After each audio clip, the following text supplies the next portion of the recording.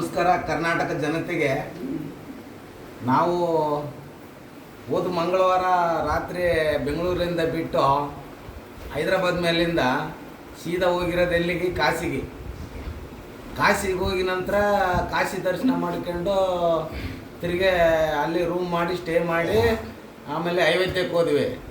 ಅಯೋಧ್ಯೆ ದರ್ಶನ ಮಾಡ್ಕೊಂಡು ಪ್ರಯಾಗರಾಜ್ ಮುಗಿಸಿದ ತಕ್ಷಣ ನಾವು ಅಲ್ಲಿಂದ ಬಂದಿರೋದು ಮಹಾಕಾಲೇಶ್ವರ ಉಜ್ಜಯಿನಿಗೆ ಬಂದು ಉಜ್ಜಯಿನಿಯಲ್ಲಿ ದರ್ಶನ ಮಾಡ್ಕೊಂಡು ಅಲ್ಲಿ ಸ್ಟೇ ಮಾಡಿ ಬೆಳಗ್ಗೆ ಎದ್ದು ಓಂಕಾರೇಶ್ವರಕ್ಕೆ ಬಂದ್ವಿ. ಓಂಕಾರೇಶ್ವರಕ್ಕೆ ಬಂದು ಓಂಕಾರೇಶ್ವರ ದರ್ಶನ ಮಾಡ್ಕೊಂಡು ಅಲ್ಲಿಂದ ಬಂದಿರೋದು ಸೀದಾ ಗಿಷ್ಣೇಶ್ವರ ಜ್ಯೋತಿರ್ಲಿಂಗ ಬಂದು ಅಲ್ಲಿ ಪಕ್ಕದಲ್ಲೇ ಕೈಲಾಸ ಮಂಟಪ ನಗರ ಇದೆ. ಅಲ್ಲಿ ಏಕಶಿಲೆಯಲ್ಲಿ ಮಾಡಿರೋಂಥ ದೇವಸ್ಥಾನ ಇದೆ. ಅಲ್ಲಿ ನೋಡಿ ಅಲ್ಲಿಂದ ತ್ರ್ಯಂಬಕೇಶ್ವರ ನಾಸಿಕ್ಗೆ ಬಂದು ಅಲ್ಲಿ ದರ್ಶನ ಮಾಡ್ಕೊಂಡು ರಾತ್ರಿ ಶಿರ್ಡಿಗೆ ಬಂದಿದ್ದೀವಿ.